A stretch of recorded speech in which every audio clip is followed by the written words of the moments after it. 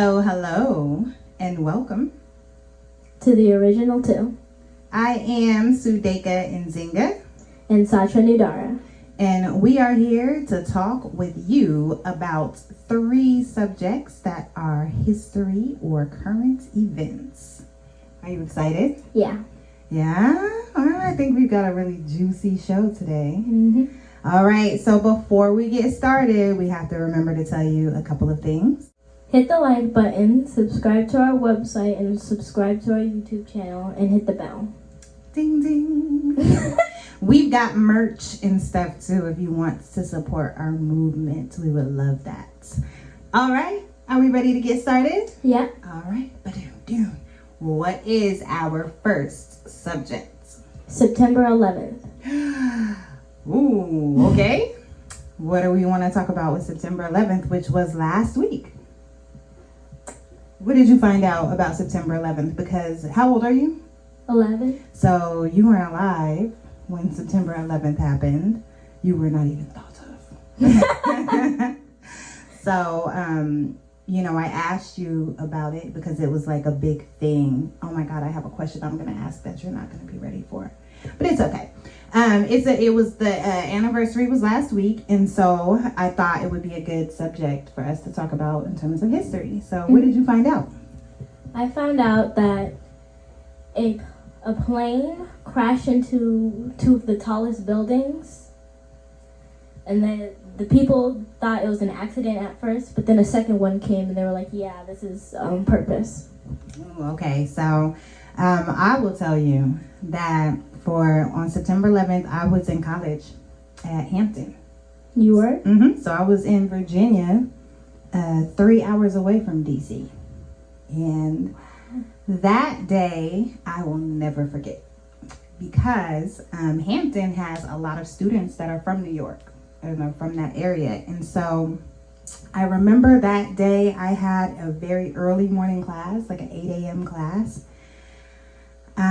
And the first plane hit between like 8 and 8:30. It was really early. And so it was we were learning about like meditation and spirituality. It was that type of class.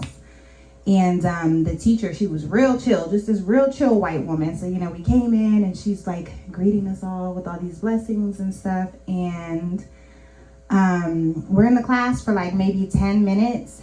And she gets a call on the phone, and she's like, on like the classroom phone, because there wasn't really like a lot of texting and stuff back then. But she got a call on the classroom phone, and she was like, okay, I'm going to go ahead and cancel class. Something happened. And so we didn't know at that time. Like, we were like, oh, maybe she had something personal go on.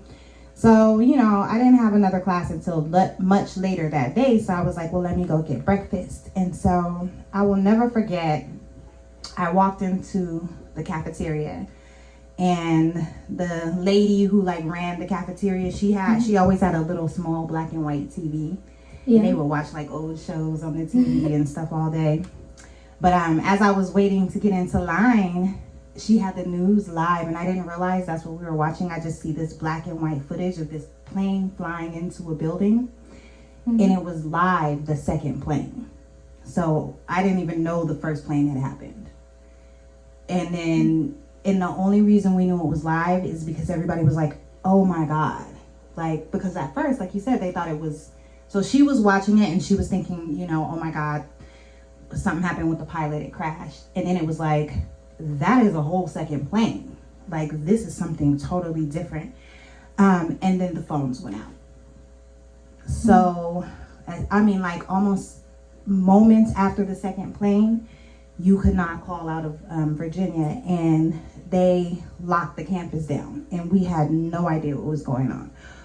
Then we found out that another plane or another missile had hit the Pentagon. And so it was pandemonium. People were trying to call their family members they couldn't get in touch with. And it was really crazy. It was really crazy. And for days, it was just really crazy. Shortly after that, maybe a week or two, Howard had a journalism competition, or journalism like job fair. and we were required to go as journalism students. So we drove up, and you have to pass the Pentagon when you drive from Southern Virginia up into DC, and it was still smoking. Wow. It was very crazy times. But then afterwards, they started saying all these strange things about what really happened. So I had you look up some of that. And what did you see? I saw some theories saying that the government or America couldn't have done that because it would take thousands and tens of thousands of people to pull off. Okay, so first of all, you saw some people said that Americans did it. And did you see some of like why? Did you watch the footage? And so, do you know that like afterwards they said they found the passports of the people who hijacked the plane floating on top of the ashes? No. So that was one of the first things that made everybody kind of be like, so you're telling me that on top, Satra, they're telling us that whoever hijacked the plane crashed the plane blew up, the building fell, and their passport was unscathed on top. Happened to fall on top. Right. Then people started posting all these different images and views of the Pentagon. And I won't lie, it does kind of look like a missile. Now, I'm not military or anything like that, so I'm not qualified to say, yes, this was a missile. But to my unqualified eye, I was not convinced it was a plane after a little while. And so I don't know what happened. You know, I'll be honest. I don't know what happened. Me neither. I'm kind of on the fence. And I'm going to show you some really strange footage when we get done. And you'll be like, oh my God. It was a big lesson for me to never put anything past America. Because, whoo. I wanted to ask you about this, and this is not something I had you look up. So sorry to put you on the spot. But so this year for September 11th, this hashtag went out, All Buildings Matter.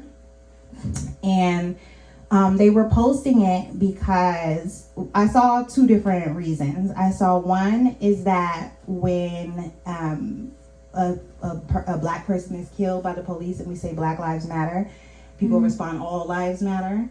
And so it was kind of like being petty to be like, oh, well, this is how y'all sound. Like, y'all be like, oh, September 11th, never forget, all buildings matter. And two, I saw the hashtag attached to images like the Black Wall Street massacre, where white people came in and burnt down a whole black town and just killed a bunch of people. And so they were saying like, oh, you know, it's always never forget, but all buildings matter. What do you think about that? Do you think that that's an effective way to kind of protest, or do you think that is just petty? I think it's just petty. Why? That sounds so stupid. I thought the same thing. I was like, y'all. All buildings matter? Oh, I laughed, but I was like, y'all are petty as hell. I love black people, but oh my God. All buildings matter? Really? Yeah. Really? Yeah, it was a lot. And you're going that far with this? Yeah. It was just very weird. It was very weird. I don't know. It made me feel like a number of ways, because I know people who really lost people in September 11th, and it was really devastating to like, not even just like, I mean, these were like kids in daycare and people who just went to work that day, and firefighters who rushed in when and then the buildings fell on them, police officers, good Samaritans. So, you know, this wasn't like, you know, sometimes an incident happens and you be like, oh, well, you know, like, this wasn't one of those. This was a time, it was really sad, and it was really, and people really died. There was really loss of life, and, you know, being so close to New York during that time and around so many New York people, like, it really hit home. One of my best friends when I was at Hampton, he lost his mom. Wow. And man, watching him and just like all of us trying to like comfort him, because he couldn't find her. Like, you couldn't call. And so it took a day or two to even confirm that he lost his mom. He knew she worked in the trade center.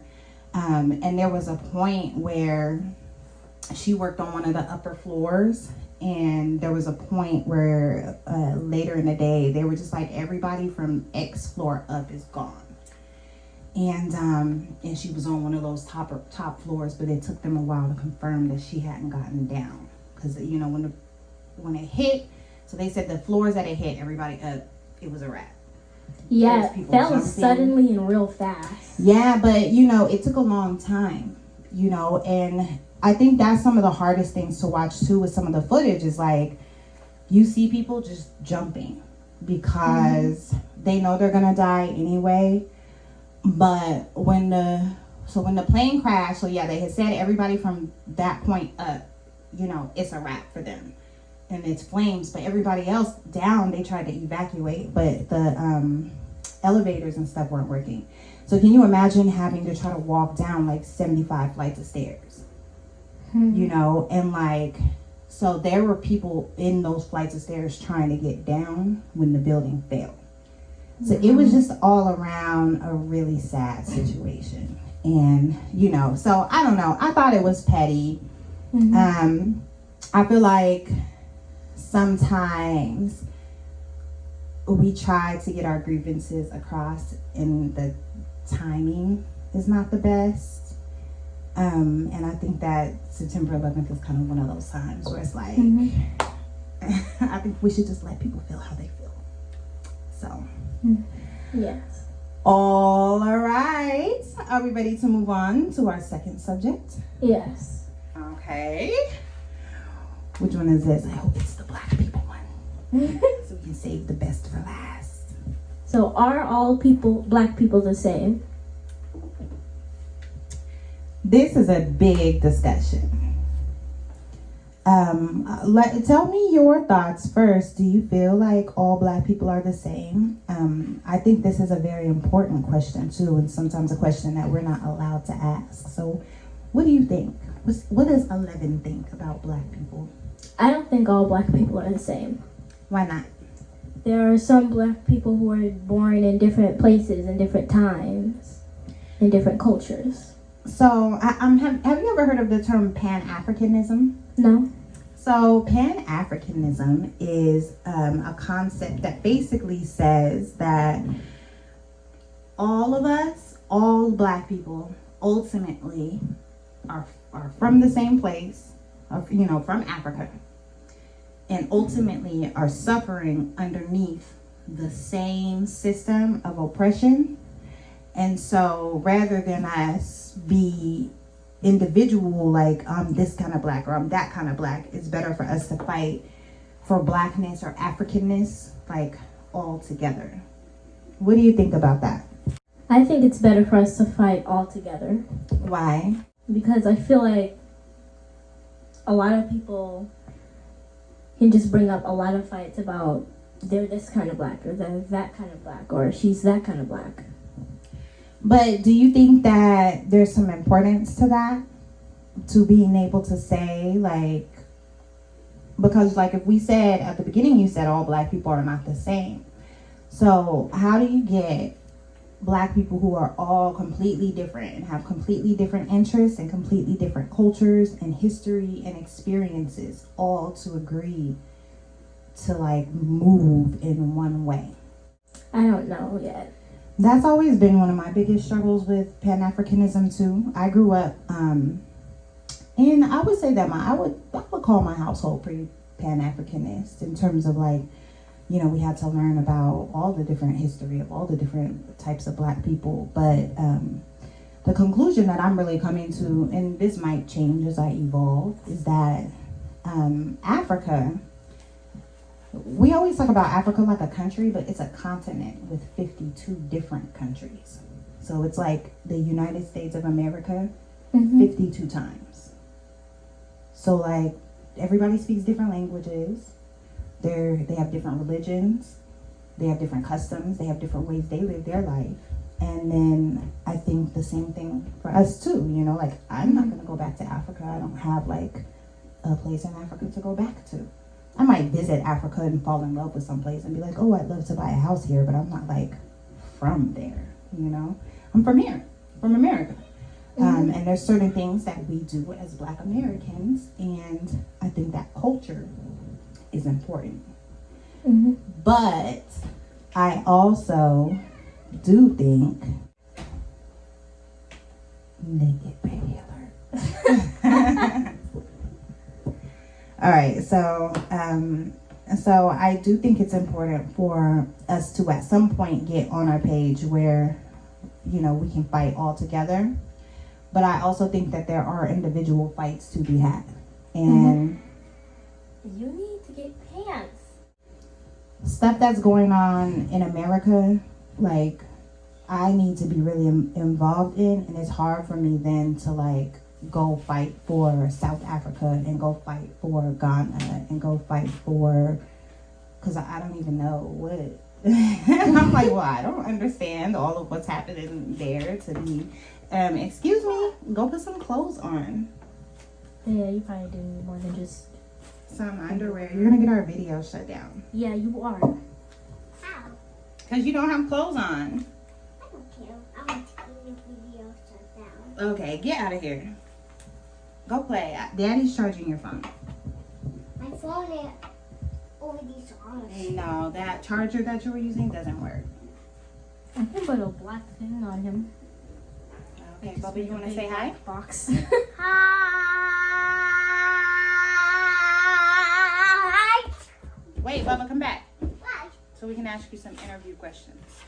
What? Okay, look at the camera. Bubba, What? what do you think? Should we get reparations? What's that? Sure.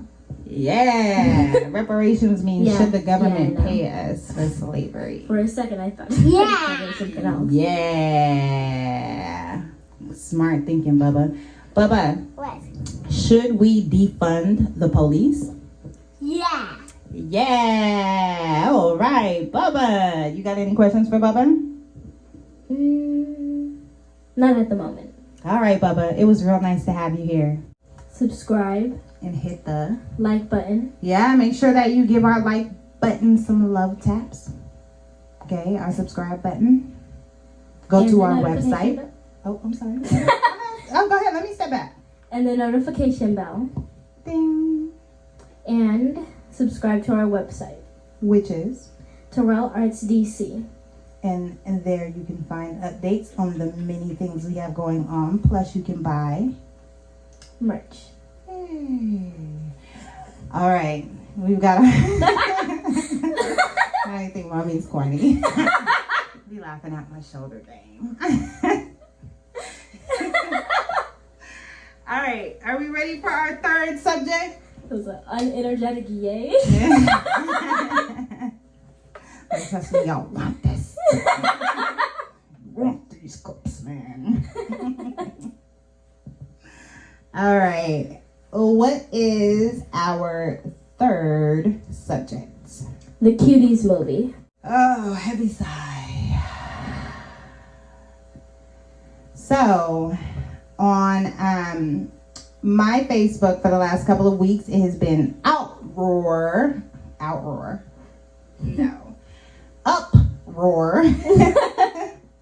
about this Cuties movie, and it's been going on since August when Netflix put out an advertisement for this movie, and it had the shot from the girls at their final dance competition where they were in their little booty shorts and shirts and stuff, and they all spread legged and like booty tooting and whatnot. And so when it came out, everybody was like, oh my god, Netflix is promoting pedophilia and the culture's trying to normalize pedophilia outrage.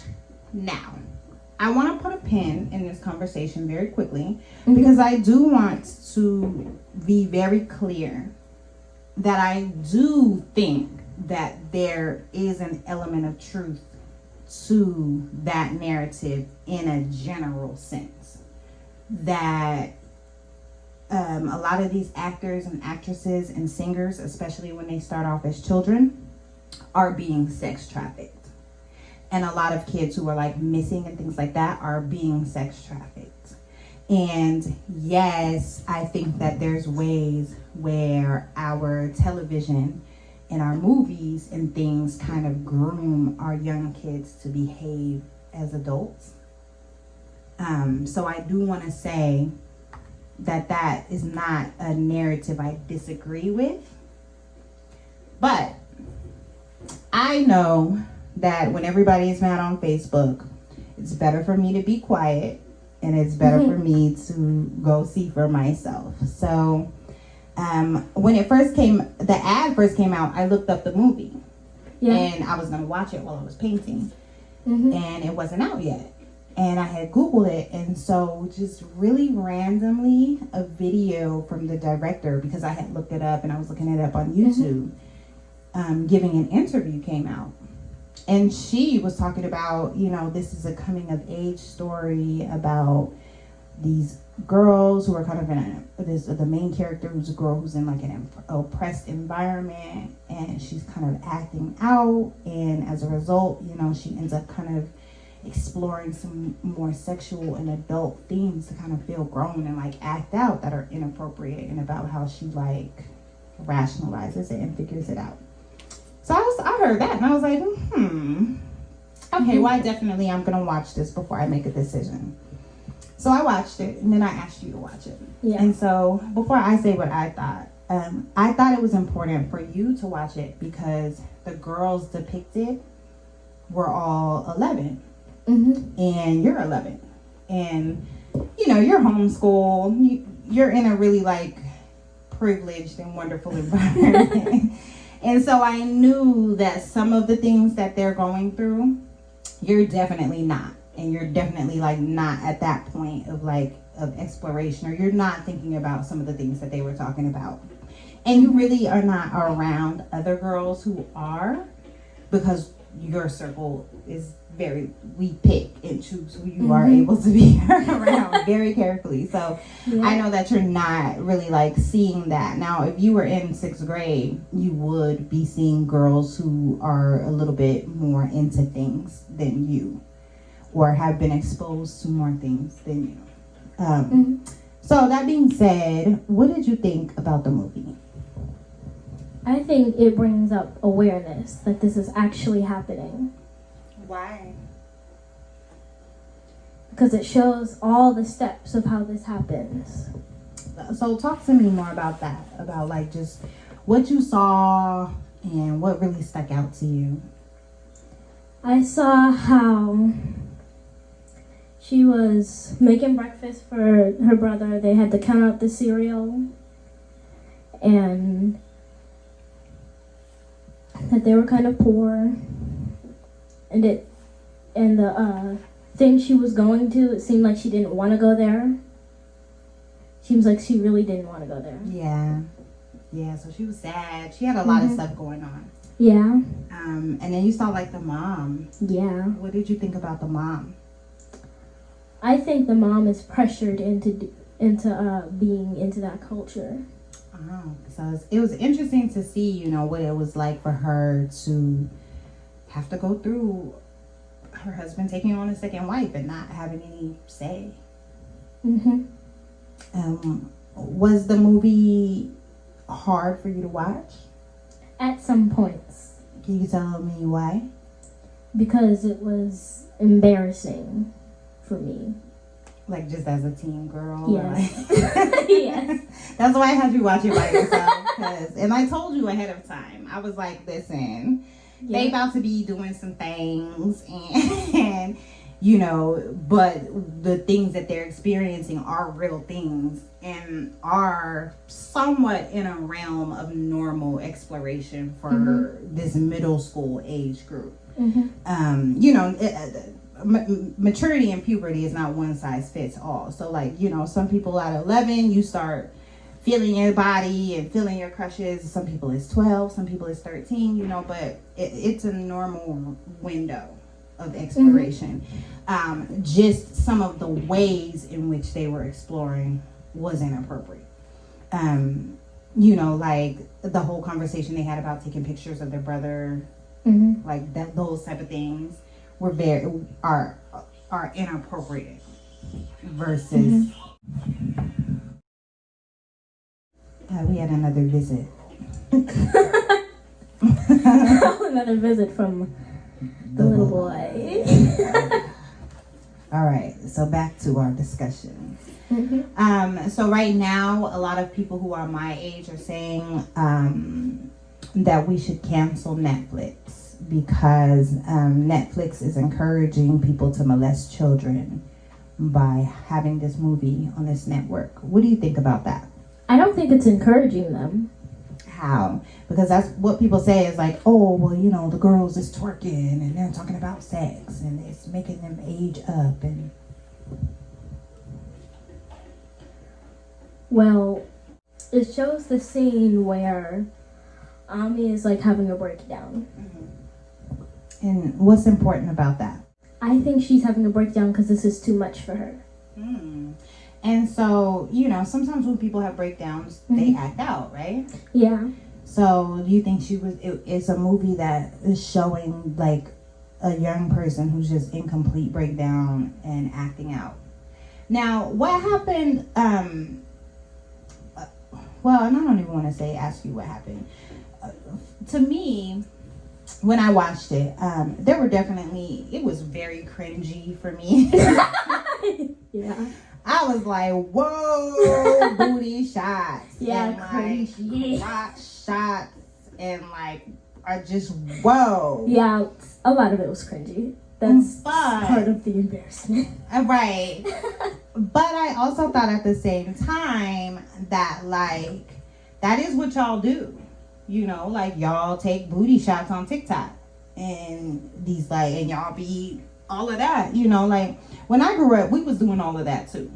But you weren't recording it or taking pictures of it because we didn't have cell phones. Like aging myself. We didn't have cell phones, so that was never like a thing, but it is a thing for you guys as culture. It's like you guys want likes. You guys want that social acceptance. And so I thought the conversations were so relevant when they were talking about how their likes went up and the attention went up when they started kind of being more suggested. Yeah. And I loved the dialogue between her and her friends when her friends were like, you are going too far. Yeah. I thought that like that was really important. Mm-hmm. And I also think one thing that's not really being shown is that no adults in the movie liked what they saw. Like when you're watching that dance scene, everybody is disgusted in the audience. Like all the adults are just like, what are The you guys judges doing? were though. The judges were just disgusting. Everybody was just like, oh my God, you know? And so to see that and then to see the main character kind of even further break down, but then what happened? Then she remembered and she went back home. She went back home and was like embraced by her mother. So, you know, I felt like it was like this opportunity to see a person go through something where they might get completely off track. Because she could have gotten herself into some bad situations. And she borderline did. She was lucky the people around her were good. Because she could have gotten in some bad situations. So she was very lucky. But she had an adult support system to go back to and to lean on. Yeah. And I think that was like a really important part of the movie. So I know that for me, I'm not a big like cancel person. I'm not a big like cancel Netflix. Like that's not really my vibe. What do you think? Do you think we should cancel Netflix? No. All right. So then I have something that I want to say to you. And I want to say to anybody who might be listening. And this is probably what I feel is the most important thing that I could share in this conversation. And that is that one of the things about the conversation around the film that has really irked me is the implication that, do you know what an implication is? No. An implication means It's when you say something, I don't really know how to explain. So let me listen to my sentence and then see if you can like understand from there. Okay, let me rephrase maybe. I feel like when we say that a movie creates or attracts pedophiles because of how the girl is dressed or how the girl dances or something the girl said or something the girl did, as much as I hate the term victim blame, it is classic victim blaming. A pedophile or a child molester, and this is something I want you to be very clear about, does not choose you because of what you have on or what you don't have on or how you dance or how you talk. If you see a child and you are attracted to that child in any way, you are the problem. Like when I encounter a naked child, I'm like, put some clothes on, please. You know, like cover your booties up. We're going through that a lot in the house right now. It's like naked kids everywhere, you know, but like, you know, even, you know, with you or with anybody else or when I'm watching the film, you know, I'm cringing, but there is no part of me that is like, oh, that's a woman, that's a body that I should feel these feelings for. And there is no part of me that feels conflicted about that. It's very basic. And so for me, it's like really reinforcing that anybody who feels conflicted when they're watching this film, any kid walking around, any kid dancing, any kid, whatever, like that is the problem. And I feel like the danger in the way the conversation is being had is that it places the problem, like you're the problem. The problem is that you shouldn't tell this story. You shouldn't have this story. You shouldn't have a platform to share and explain this experience to other people who might be going through it because this person is a pedophile. And it's just like, okay, this person is a pedophile regardless of whether you tell this story or not. If you just happen to unfortunately be caught in a circumstance to be victimized, you just happen to unfortunately be caught in a circumstance to be victimized. I also think that pedophiles are not like gleefully going to be downloading this just like there's child porn free online. I could Google child porn right now, like links and links and links will come up. I can watch all kinds of like videos and things like that. And so like the emphasis and the focus on like this is the thing is very strange to me. And so, you know, something that I want you to feel as you're growing up, like there is so many layers to how people are going to engage you based on how you choose to express with your body and as you grow. But a predator is a predator. And child molesters will molest you in your ugly pajamas. That's something that a woman said in one of the groups. She was like, this whole discussion, because it was all these people like pedophiles. And she was like, this discussion upsets me because my uncle did not care about how ugly my pajamas were the night he first came in my room. Like, and being clear about that, you know, like it doesn't matter.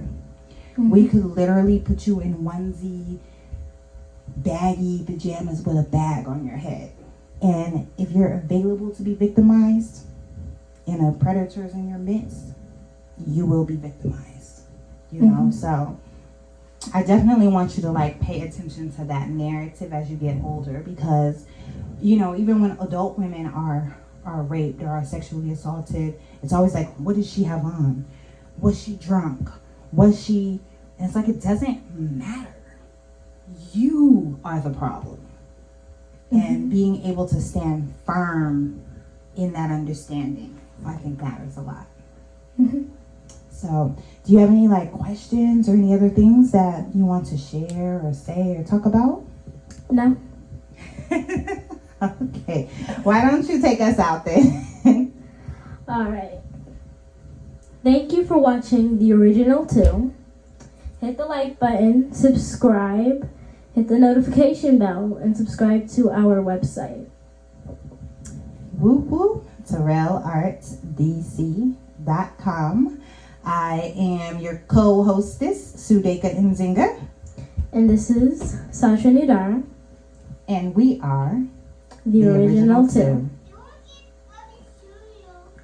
Oh my God. And don't forget, Bubby Bubby Jr. Jr.